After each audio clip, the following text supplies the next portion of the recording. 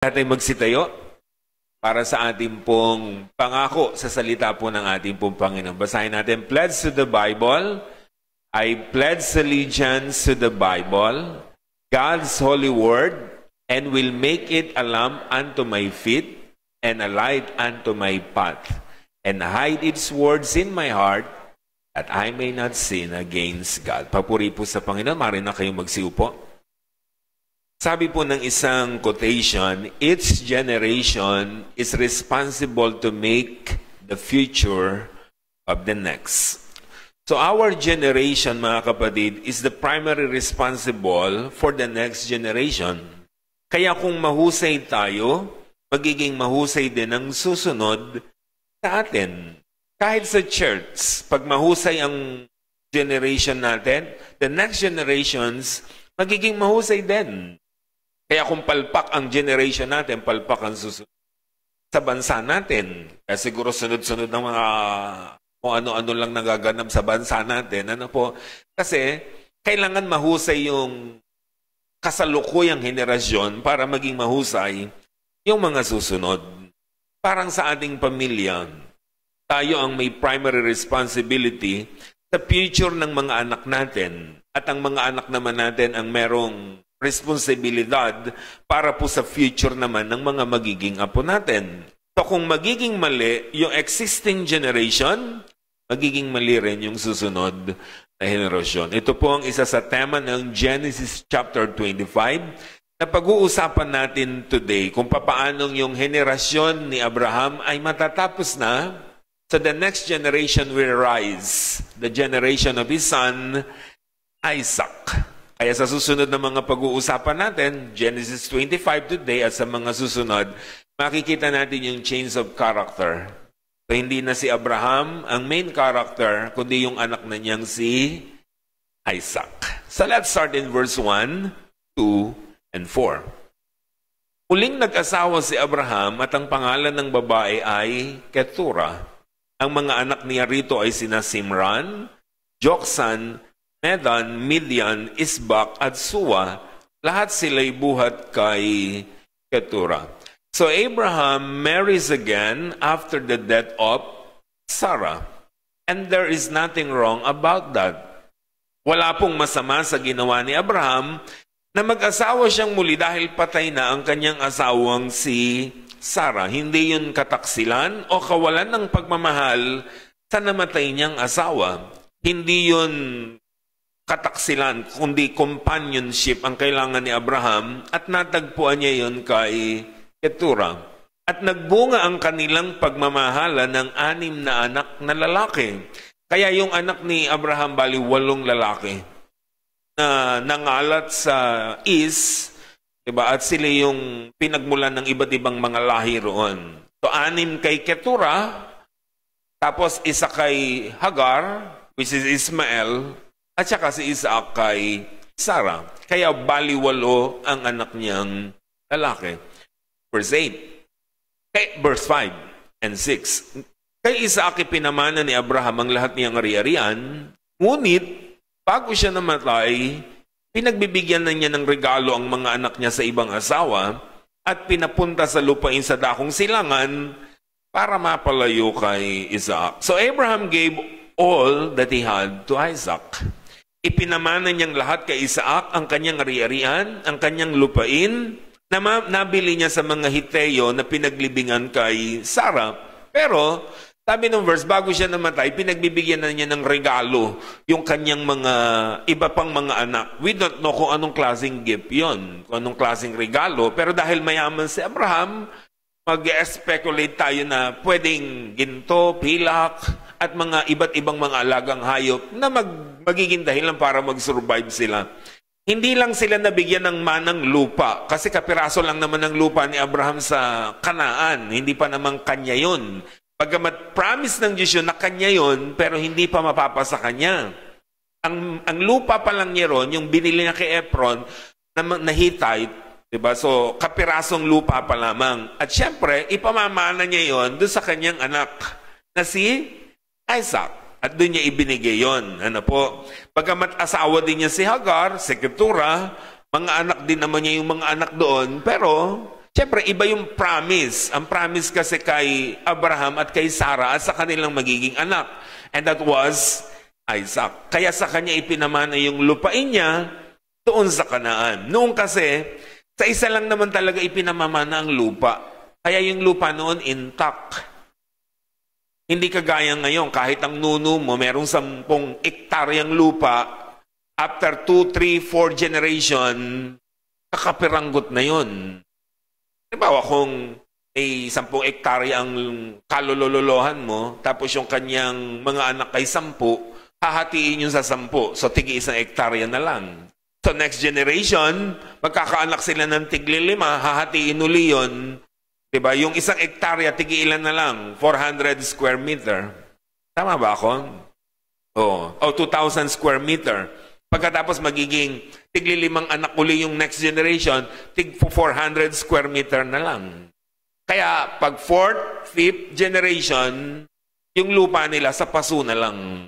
Diba? Ganun naman talaga yon. Kasi nahati na nahati. Kaya marunong sila nun. Ang lupa nila pinamamana lang sa panganay na lalaki para intact yung lupa. Ganun ang ginagawa nila sa kanilang panahon. Kaya ipinamanang lahat yun kay Isaac. Verse 7 up to 11. Si Abraham ay nabuhay ng 175 taon. Matandang-matanda na siya nang mamatay. Inilibing siya ni Isaac at Ismael sa yungib ng Macpela sa silangan ng Mamre, sa parang na dating kay Efron, anak ni Zohar na Etheo. Ang lugar na iyon ang binili ni Abraham sa mga Hiteo at doon sila nalibing ni Sarah. Pagkamatay ni Abraham, pinagpala ng Diyos si Isaac, doon siya tumira sa Bir Lahai Roi. So Abraham died with good old age. He lived 175 years and died. His life was not perfect. Marami din siyang pagkakamali, pagkukulang, loopholes, down moment, marami siyang mistake, kapalpakan sa buhay. But he was a man of faith who had real relationship with God. Masunurin sa Diyos. At higit sa lahat, siya lang sa biblical characters ang tinawag na friend of God. Kasi ganun siya kalapit sa Diyos. Sabi po ng 2 Chronicles 20 verse 7, Our God, did you not drive out the inhabitants of this land before your people Israel and give it forever to the descendants of Abraham, your friend? James 2:23, and the scripture was fulfilled that says, Abraham believed God and it was credited to him as righteousness and he was called God's friend. Sa dami-dami ng mga mahuhusay na Bible characters, si Abraham lang ang tinawag na kaibigan ng Diyos. Pero gaano man siya kalapit sa Diyos, gaano man kalaki ang faith niya sa Diyos, gaano man siya kamasunurin sa Diyos, he died pa rin. At dahil patay na siya, next generation will rise. And that the generation of Isaac, his son. Kasi siya naman ang magiging main character sa mga susunod nating pag-uusapan. Kaya sabi ng verse 11, di ba? Pagkamatay ni Abraham, pinagpala ng Diyos si Isaac. So after the death of Abraham, God blessed his son, Isaac. Meaning, kung paano pinagpala ng Diyos si Abraham, ganun din niya pinagpala si Isaac. Kasi yun ang promise ng Diyos eh. Nung tawagin niya si Abraham, umalis ka sa lugar mo, punta ka sa tuturo ko sa iyo, and I will bless you. At pinagpala nga si Abraham. At dahil wala na si Abraham, yung kanyang binhi, pagpapalain din. At yun si Isaac. So fast forward tayo, verses 19 up to 21. Ito naman ang kasaysayan ni Isaac na anak ni Abraham. So nakita niyo yung change of character, yung transition. So wala na si Abraham, sinong susunod na pag-uusapan? Si Isaac. Siya na yung main character ng Book of Genesis. 40 taon na si Isaac nang mapangasawa niya si Rebecca. Anak na dalaga ni Bethuel, isang Arameyong taga Mesopotamia. Si Rebecca, kapatid naman ni Laban, isa ring Arameyo. Hindi magkaanak si Rebecca, kaya nanalangin kay Yahweh si Isaac. So Isaac prayed to the Lord for his wife because she was barren. baog itong si Rebecca, hindi sila magkaanak-anak. Ang tagal na nilang nagkasama. Nakita nyo, kahit si Abraham, they waited 25 years bago dumating si Isaac. Mula nang tawagin sila ng Diyos, 75 years old si Abraham, tapos nung ipanganak si Isaac, ilang taon si Abraham? 100 years. 25 years in the making. Yan ang kanyang hinintay. Ito namang si Isaac at si Rebecca, alam nyo kung gaano sila katagal nagantay bago magkaanak? 20 years. Grabe ano, yung testing sa kanila.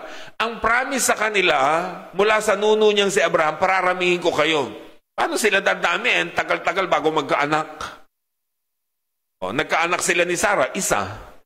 O tapos ito, 20 years ang lumipas, magkakaanak sila, pero kambal naman.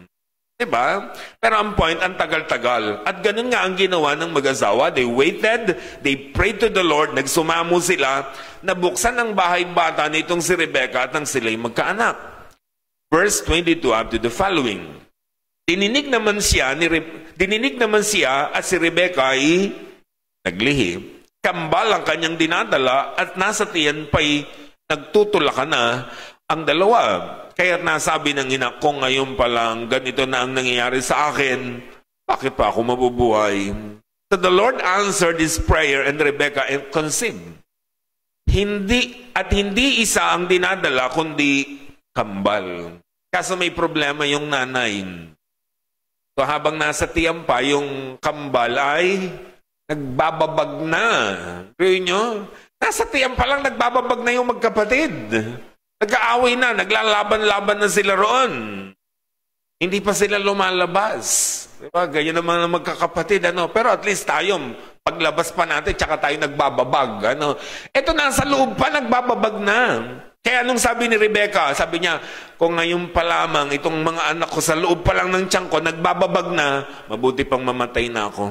Kasi di ba masakit sa isang nanay, sa lahat ng mga magulang, na nakikita ang mga anak nilang nagbababag, nag-aaway, hindi magkasundo, nagtatalo-talong. Verse 23, kaya't siya nagtanong kay Yahweh, ganito naman ang sagot ni Yahweh, 2 sanggol ang dala mo sa loob ng iyong tiyan. Larawan ng 2 bansa na magiging magkalaban. Magiging higit na malakas ang mas bata kaysa manauna, kaya maglilingkod ang mas matanda sa bata niyang kapatid. So Rebecca went to the Lord to inquire. Sabi niya, ano ba to? Bakit po nag-aaway sila sa tiyan pa lang? Diba? So nag-question na siya sa Diyos, nag-inquire na siya. Anong sagot naman ng Diyos? 2 nations are in your womb. 2 bansa ang nasa tiyan mo. So kambal yan, so meaning 2 bansa ang ilalabas mo. Pero sabi niya, the younger will be greater than the oldest. At yun ay si Jacob. Diba? Natatawaging Israel na pagmumula ng 12 tribes o mas kilala sa bansang Israel ang bayang pinili ng Diyos. 24 up to 26. Dumating ang panahon at nanganak nga siya ng kambal. Mamula-mula ang kutis at mabalahibo ang katawan ng panganay. Kaya't Esau ang ipinangalan dito. Nang lumabas ang pangalawa, nakahatak ito sa sako ng kanyang kambal, kaya Jacob naman ang itinawag sa kanya, 60 taon na si Isaac. No, nakita nyo? Ilang taon sila nagantay? 20 years. Ilang taon sila naging mag-asawa? 40 years. 40 years old si Isaac. Ilang taon nang ipanganak ang kaniyang kambal? 60. So 20 years in the making. So inintay nila 20 years. At 20 years silang nagrarasal, nabigyan sila ng anak. So the birth of Esau and Jacob. Nakita niyo yung mga kapatid, kambal nga ang naging anak ni Isaac at Rebecca. Ang panganay itinawag na Esau at ang pangalawa naman itinawag na Jacob.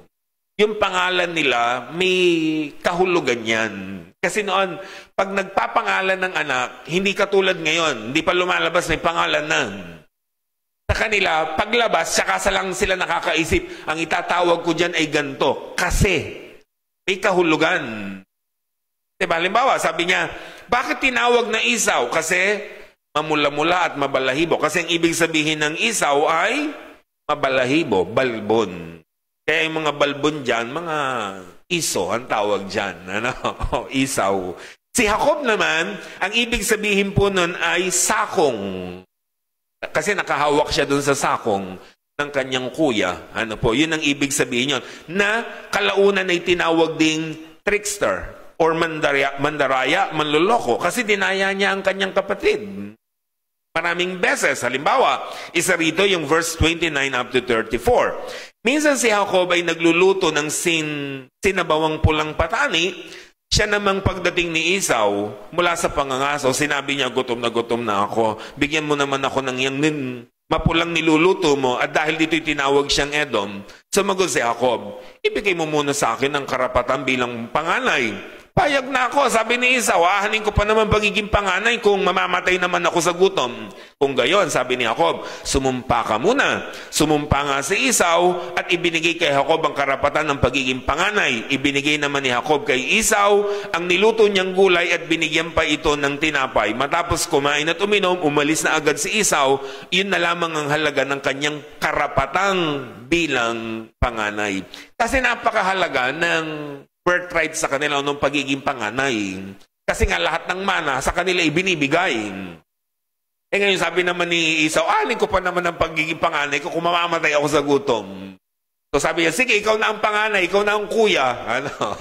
So binigyan pa siya ng tinapay at kumain siya at pagkatapos nun ay umalis. Sinamantala ni Jacob ang gutom ng kanyang kuya para madaya niya ito at makuha ang kanyang pagiging panganay. Kaya napansin niyo, yung pangalan nila, katumbas ng kung anong ugali nila, kung anong karakter. Ngayon, kung sinong sikat na artista, tiyak yun ang pangalan ng anak mo Kung anong sikat na nagaganap, ganun ang nangyayari. Pero sa kanila, may kahulugan ng bawat pangalan. 27 up to 28. Lumaki ang mga bata, naging mahusay na mangangaso si Esau, sa kaparangan na halos tumitira. Si Jacob naman ay tahimik at lagi sa bahay. Higit ang pagtingin ni Isaac kay Esau, palibhas ay kinawiwilihan niyang kainin ang mga nahuhuli nito sa pangangaso. Samantalang si Jacob naman ang mas mahal ni Rebecca. So the different characters of Esau and Jacob. Esau o si Esau ay naging magaling na mangangaso. Laging nasa labas ng bahay, tumitira na lang sa kaparangan. Si Jacob naman ay taong bahay. At dahil sa kanilang magkaibang ugali, isinilang ang masamang ugali ng pamilya, lalo na ng mga magulang, the birth of favoritism. Ipinanganak ang isang masamang ugali ng mga magulang. Yung favoritism. Paborito ni Isaac, sino? Si Esau. Dahil inuuwian siya ng mga nahuhuli niya. Nakikinabang kasi siya. Pero paborito naman ni Rebecca si Jacob dahil taong bahay Kasama niyang nagluluto, kasama niyang nag-uurong, kasama niyang gumagawa sa bahay. Kaya siya yung paborito niya. So yun yung kwento. Tapos na ang kwento. Anong kwenta ngayon ng Genesis 25 sa buhay natin? Marami tayong lesong makukuha sa chapter 25. Pero merong 4 na namumukod tangi na nais kong i-share sa inyo. Number 1, for widow and widower. Sa lahat ng mga balo po natin, there is nothing wrong to marry again. Diba? Sabi ni Brother Ogie, very good. Parinig mo kay Joshua yan, sabi niya. At pinipiit ako. Joshua, makinig kang mabuti. There is nothing wrong to marry again. Diba? Yung mga balo. Like Abraham, pagkamatay ng asawa niyang si Sarah, he married again. He married Keturah, na nagkaanak pa sila ng 6. Kaya kung gusto nyo, able kayo, kung ma-inlove kayong muli, kung hindi naman mapapabayaan ng mga anak nyo, lalo na kung bata-bata pa kayo, marry someone na pwede nyong makasama sa inyong pagtanda. Mga babae ang kinakausap natin. Kasi ang lalaki, it's common and natural. Diba? Ibang-iba kasi yan. Pag nakita niyo si Abraham, pagkamatay ng asawa, nag-asawa ulit. Kasi common yun sa lalaki. Majority speaking, na sinasabi natin. Kapag kasi ang babae ang nabalo, ang hanap niyan trabaho, pagkakakitaan, na pwede niyang ikabuhay para sa kanyang pamilya at sa kanyang anak. Ang lalaki, pag nabalo, ang hanap agad niyan ay asawa. Babae agad ang hanap niyan. Ano? O, kahit magsumpaan pa silang mag-asawa, pag namatay ako, huwag kang mag-aasawa. Sumpa man, promise, cross my heart. Ano? Habang buhay ka. Ano? Pero pag namatay ka, di ba? Ibang usapan na yon. Ano po? At hindi naman kasi yan ipinagbabawal ng salita ng Diyos. Walang masama doon. Huwag nating pagmukhaing masama na kapag nabalo ay nag-asawang muli. It's common, it's natural, it's legal, it's biblical. Diba? Kasi masyado tayong judgmental ko minsan. Kapag nakitang nag-asawang muli yung balo, sasabihin agad ng mga chismosa, hindi niya siguro mahal ang kanyang asawa. 6 months pa lang, may girlfriend na, di ba? Anong pakialam natin, di ba? Umibig siyang muli, naghahanap siya ng kanyang makakasama at makakatuwang. Di ba? Bakit natin mamasamain yun? Di ba? Tapos yung mga anak magagalit sa tatay, magagalit sa nanay dahil nai-inlove uli ang tatay nila o nanay nila o mag-aasawang muli, pipigilan ng magulang na makahanap muli ng ikasasaya niya. Listen mga anak, hindi nyo kayang ibigay sa tatay o nanay nyo yung pagmamahal na kailangan niya. Huwag nyong gawing big deal kung umibig man silang muli. Hindi yung pagtataksil sa nanay nyo at tatay nyo. Diba? Na sumakabilang buhay na. Hindi lang ninyo kayang ibigay yung pagmamahal na kailangan niya. Diba? Yun ang kailangan maintindihan natin, mga kabatid. Sabi ng unang Korinto 7:39, ang babae ay nakatali sa kanyang asawa, vice versa. Ang lalaki rin ay nakatali sa kanyang asawa habang nabubuhay ito. Kapag namatay ang lalaki, ang babae ay malaya ng, take note, mag-asawa sa sino mang maibigan niya. So basta namatay na ang isa, malaya na siya na mag-asawang muli. Sabi ng Bible, pero may paalala lang si Pablo. Ngunit dapat isa ring nananampalataya sa Panginoon. Diba? So maganda pa rin yun. Ipinapahintulot ng Bible, nothing wrong with that. Kaya sa mga biyuda, kung kaya nyo pa, able pa kayo, tumitibok pa ang puso nyo, marry again. Pero sabi ni Pablo, dapat isa ring mananampalataya sa Panginoon. Diba? Baka naman kasi kumuha lang kayo ng batong ipupukpok nyo uli sa ulo nyo. Diba? So kailangan inaayos din natin yan. Pangalawa, to all parents, leave inheritance to your children. Mag-ipon-ipon tayo, magsakripisyo, para meron tayong maipamana sa ating mga iiwanan.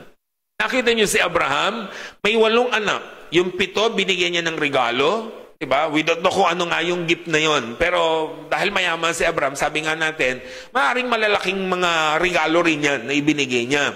Pero binigyan niya ang kanyang anak na si Isaac, lahat ng natitira niyang kayamanan doon niya ibinigay. So meron siyang kakayanan na magpamana para sa kanya pong mga anak. Yung prodigal son, yung story niya, di ba? Yung tatay, mayaman, may kakayanan siyang magpamana sa kanyang 2 anak. Kaya sa mga magulang, dapat ganun tayo. May ipinamamana tayo sa ating pong mga anak. O anong ipamamana ninyo?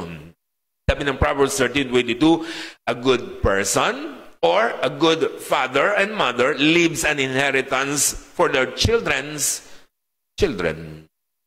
Nakita nyo? Hindi lang sa anak nyo, kundi sa apo nyo. Sabi niya, kaya nyong magpamana sa kanila. Isa kang mabuting magulang kung kaya mong magpamana sa iyong anak at maging sa iyong apo. Kaya nakakabilib yung mga magulang na ginagawa nilang araw ang gabi, mga kayod marino, mabigyan lang na magandang kinabukasan ang kanilang mga anak. At kung dumating man ang araw na sila'y mamaya pa, meron silang iiwanan na kayamanan para sa kanilang mga anak. Diba? Na pag-aawayan nila. Kaya nga sa mga magulang, lagi natin sinasabi, lalo na kung marami kayong iiwan, buhay pa kayo, alam na nila kung kanino nyo ibibigay. Buhay pa ang anak niya, sasabihin nyo na, itong bahay na ito kay ano ha? Walang kukuha niyan, kay ano lang yan, kay bunso, for example, yung bahay na ito. Malinaw na, kahit wala pang written, hindi pa kayo namamatay, alam na nila na yun ay para sa kanya. Yung bahay natin dito sa ganyan, kay ganyan. Yung lupa natin sa ganito, kay ganon. Diba? Yung ganito, yung ganyan. Alam na. Hindi yung bigla kayong mamamatay, walang kaalam-alam. Siyempre, sinong magwawagi? Eh yung mga anak na, ang mga nagwawagi, mga anak na, magugulang, at yung mga api ay lalong maapi. Ganun na nangyayari. Kaya bilang mga magulang, mahalaga na meron tayong iiwanan sa kanila, pero dapat malinaw na agad kung para kanino, para hindi pinag-aawayan ng mga magkakapatid na magkakasundo, pero dahil sa mga mamanahin, nagiging magkakaaway na mortal habang sila'y nabubuhay. Number 3, siblings. You are different from each other. Walang magkapatid na parehong. Lahat tayong magkakaiba. Iba-iba tayo ng itsura, di ba? Iba-iba tayo ng kalalagayan sa buhay. Meron talagang umaangat, merong hindi. Merong kung ano-ano pa ba. Nakita niyo si Jacob at Esau, magkaiba sila. Physical. Yung isa ay mapula-pula, balbon, di ba? Medyo pang lalaking kulay. Yung isa naman tahimik lang, si Jacob. Nasa bahay lang. Hindi lumalabas. So magkaiba sa physical, sa ugali. Ganun tayo. Sabi ng verse 27, lumaki ang mga bata, naging mahusay na mga ngaso si Esau, sa kaparangan na halos tumira, si Jacob naman ay tahimik at lagi lang sa bahay. Isang gala at isang bahay lang. Ganyan talaga ang magkakapatid. Kahit kayo, tignan nyo kung isipin nyo ang kapatid nyo, di ba magkaiba kayo? Ibang-iba kayo ng gusto, ibang-iba kayo ng trip, iba't-iba kayo ng hilig sa buhay. Kahit itsura, magkaiba kayo. Diba, ng kulay ko minsan. Kaya nga, diba, merong mga kapatid o anak na nagtataka. Sasabihin pa sa nanay, nanay, anak niyo ba talaga ako? Diba? Bakit si ate, ang puti-puti, ang ganda-ganda. Ako para akong halimaw sa Balete Drive. Diba? May ganyan. Bakit? Dahil magkaiba. Diba, minsan magtataka pa iba, ba't ganyan na itsura ng anak mo? Ampun mo ba yan? Kasi nga, hindi talaga pare-pareho ang mga magkakapatid. Sa magkakapatid, meron talagang mga kung tawagin tayong honorable mention. Meron namang mga dishonorable mention. Yung laging pang tinatawag kayo para umakyat sa entablado, meron namang ipinatatawag kayo sa guidance office. O ganyan ng mga magkakapatid. May laging kung tawagin tayo maid of honor at lagi namang merong maid of horror. Yung bang pangkasalan ng beauty at pang Halloween ng beauty. Meron namang breadwinner, talaga namang sila ang meron namang mga pabigat, bread eater. Ganyan talaga. Merong mga masisipag, may saksakan ng tamad, may mga sweet sa magulang, may malayo ang loob sa magulang. Huwag kang maiinggit sa kapatid mo. Kung mas nakakaangat siya sa'yo, sa iba't ibang aspeto ng buhay, dapat maging inspirasyon mo siya para tulad niya umangat ka rin at gumaling ka rin at mapansin ka rin. Dahil ang magkapatid ay magkapatid, whatever happen o anumang mangyari sa buhay. Diba? Sa bandang huli, ang kapatid mo pa rin ang tutulong sa'yo. Bakit mo aawayin? Bakit ka makikipagsamaan ng loob? Paglipas ng maraming taon, ano man ang pagdaanan nyo sa buhay, kapatid pa rin ang tutulong sa iyo. Sila pa rin ang support system natin. Sa magkakaiba man tayo, sa iba't ibang mga bagay, iisa dapat ng pareho tayo. Pareho tayo nagmamahalan, magkakapatid. Diba? Kasi yun ang napakahalaga. Tsaka nakita nyo mga kapatid, yung sabi ni Sarah, ni Rebecca, nag-aaway pa lang sa tiyan niya. Diba? Sabi niya, mabuti pang mamatay na ako kung ngayon pa lang nagbababag na sila. Kasi hindi kayang tignan yun at sikmurain ng isang nanay na makita niya na ang kanyang mga anak nag-aaway. Nagtatalo-talo, naglalaban-laban. Kaya sabi niya, mabuti pang mamatay na ako. Kung ngayon pa lamang ganyan na sila at nag-aaway na. Kaya isang masakit sa kalooban ng isang nanay na ang mga anak niya ay nag-aaway-away dahil lang sa mga differences nila. Why? And number 4, for everyone, avoid favoritism. Sisirain ng favoritism ang pamilya natin, ang relasyon natin, ang buhay natin. Nakita niyo itong mag-asawang si Isaac at Rebecca? Sabi ng verse 28, higit ang pagtingin ni Isaac kay Esau, palibasa ay kinawiwilihan niyang kainin ng mga nahuhuli dito sa pangangaso, samantalang si Jacob naman, mas mahal ni Rebecca. Hindi mahirap intindihin. Ang ibig lang sabihin ng higit ang pagtingin, meaning, paborito ni Isaac si Esau. Yun lang naman ibig sabihin yan. Dahil samantalang si Jacob naman ang paborito ni Rebecca. Yun lang naman ang ibig sabihin ng verse. Kaya favoritism is an ancient issue.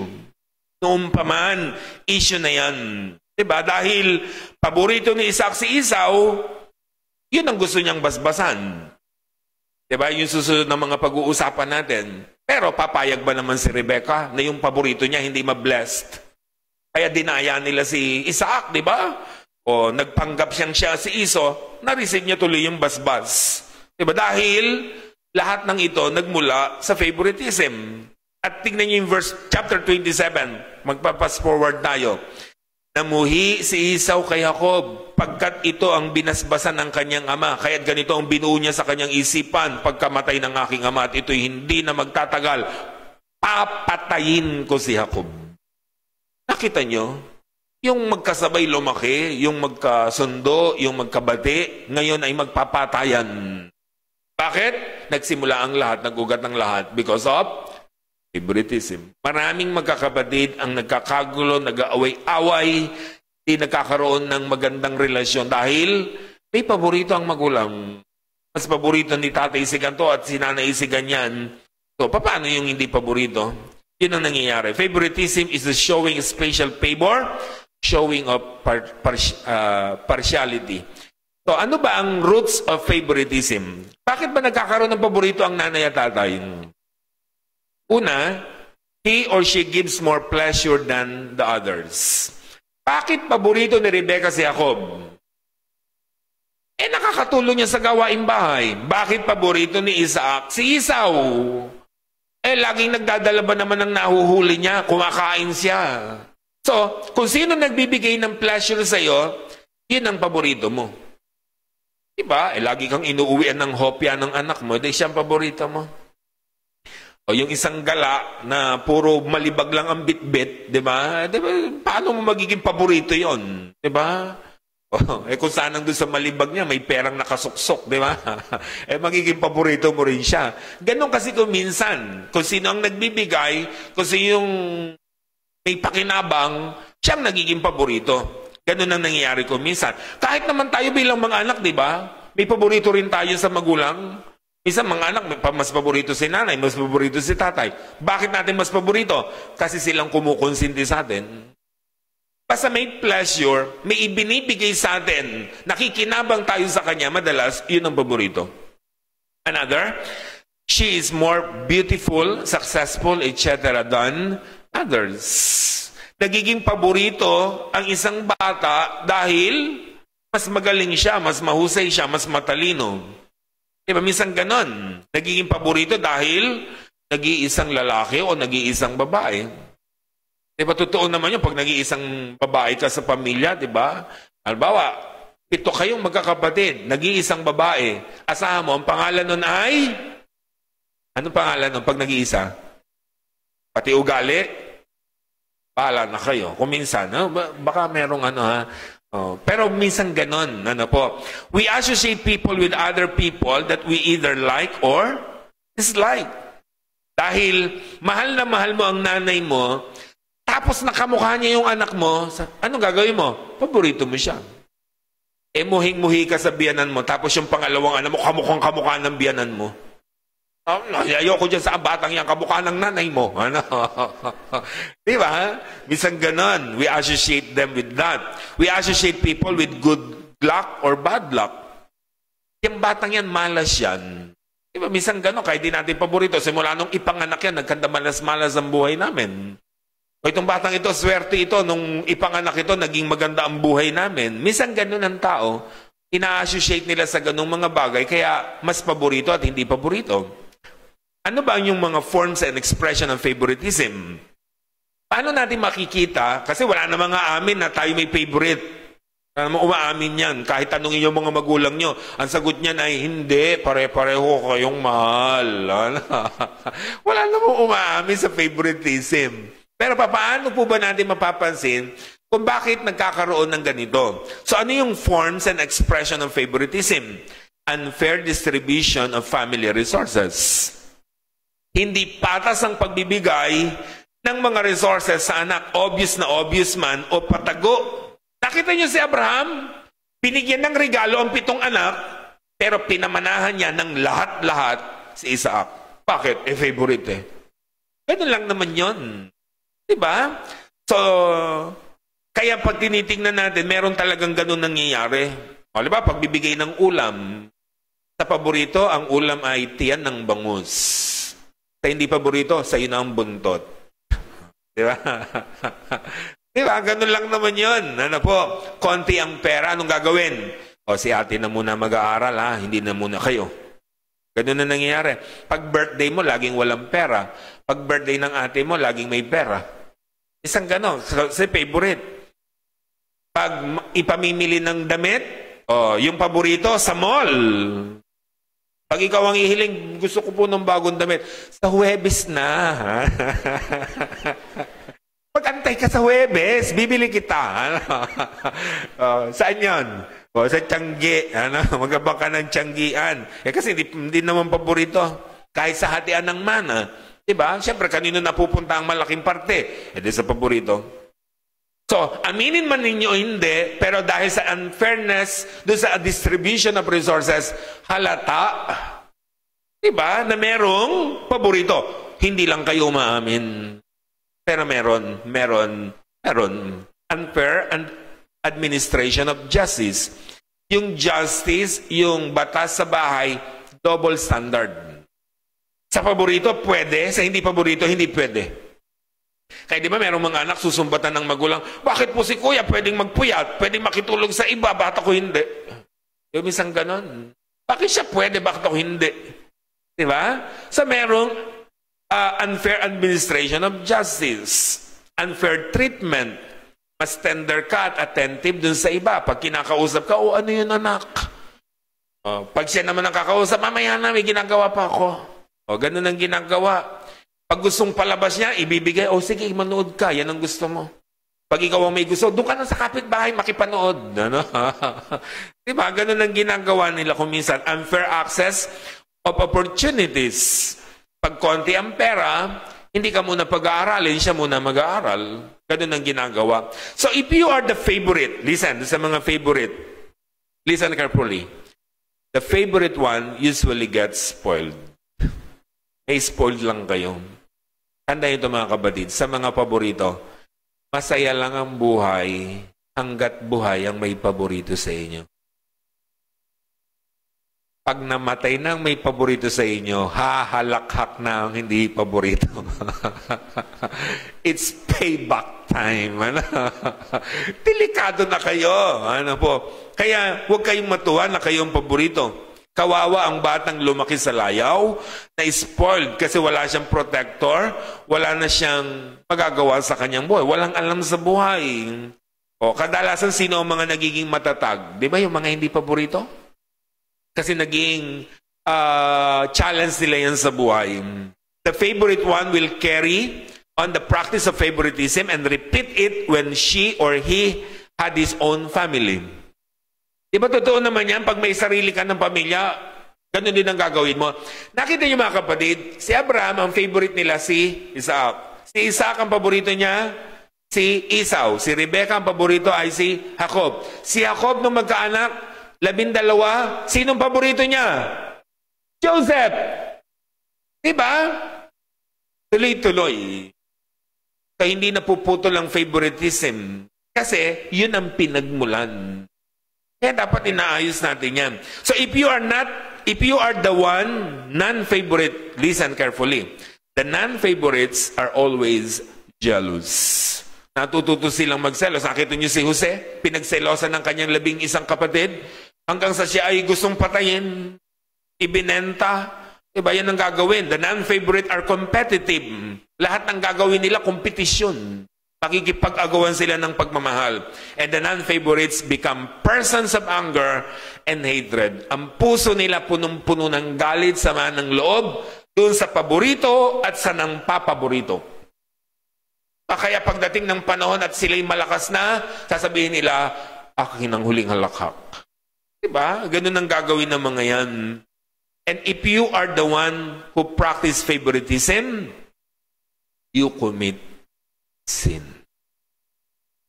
Because favoritism is sin. James 2:9, but if you show favoritism, you sin and convicted by the law as lawbreakers. Lawbreaker kayo. Dapat walang paborito. Ba? At hindi lang sinasabing walang paborito, dapat mukha talagang walang paborito. Sa gesture natin, sa ginagawa natin. How can we stop this favoritism? Paano ba natitigil yan? Paano ba na-stop yan? If you are the favorite, you can stop this by refusing the favored treatment. Kayo na mag-refuse. Sabi ng nanay mo, may pasalubong ako sa iyo naroon sa may cabinet. Mamaya natin bubuksan pagtulog ng ate mo. Ano gagawin ng favorite? Ano sasabihin mo? Di po buksan na po natin ngayon para makakain din si ate. Dapat ganon. You refuse. Hindi yung, sige po, nanay, mamaya natin kakainin. Tuwa pa kayo na kayong favorite. So kung gusto nyong i-stop yan, pag merong favored treatment, i-stop na ninyo. Kayo na ang magpiit niyan. Ano po? Kasi kailangan nagkakasundo tayo lahat sa pamilya natin. Dapat marunong tayo. If you are not the favorite, kung kayo naman pakiramdam nyo sa bahay, hindi kayo paborito, think of it. Why you are not favorite? Bakit hindi kayo paborito? Baka naman masama ugali talaga ninyo. Baka naman wala talaga kayong pakinabang sa bahay. Baka wala kayong nagagawa. Puro konsumisyon. Paano kayo magiging paborito? Diba? Paano kayo pag-uukulan ng pansin? So kung merong mali sa buhay natin. So correct your mistake, prune yourself, para maging paborito rin tayo. Yun ang kailangan yung ginagawa. At sa mga nagpa-practice ng favoritism, stop it and seek forgiveness. Tigilan na yan. Tama na yan. Because such practice is sinful, unkind, and destructive. Break the cycle when you raise your own family. Kung naranasan yung maging paborito at hindi paborito, stop that cycle kung ikaw ay magkakaroon na ng sariling pamilya. Diba? Dapat tinitigil natin ang masamang ugali na ito. Tayong lahat ito may mga kapatid. Ano ang message ni Lord sa inyo today? Sa Genesis 25. Kung kayo'y balo, nothing wrong to marry again. Tandaan nyo palagi yon. Pero siguraduhin nyo lang na yung papasukin nyo ay mahusay, mabuti. Sabi nga natin, baka kukuha lang kayo ng batong ipupukpok nyo sa ulo nyo. So kumali na lang kayo. Kung magulang ka, magsumikap ka para tiyak na meron tayong ipamamana sa ating mga anak. Kung kayo may mga kapatid, mahalin nyo ang kapatid nyo. Ano man ang difference niyo? Umangat ba siya sa iyo? Mas magaling man siya sa iyo? Mahalin nyo siya. Kasi siya yung support system ninyo. Darating ang panahon, kakailanganin natin ng mga kapatid natin. Ang kapatid ay kapatid, no matter what. Diba? Yun ang dapat nating matutunan. At sa bawat isa po sa atin, huwag magkakaroon ng paborito. Kasi gugulo lang ang buhay natin at guguluhin lang natin ang pamilya natin. Lord, thank you po sa mensahe po ng Genesis 25. Thank you po sa mga aplikasyon po nito na kinukuha po namin para po mabuhay po kami ng mas mabuti at ayon po sa inyong kalooban. Muli po, Panginoon, tinataas po namin sa inyo ang lahat po ng mga salitang ito na amin po napakinggan. Ilagay namin sa aming mga puso upang sa gayon maging panuntunan po namin habang kami nabubuhay. Muli, ang blessing po ninyo sumaganan sa amin, Jesus' mighty name.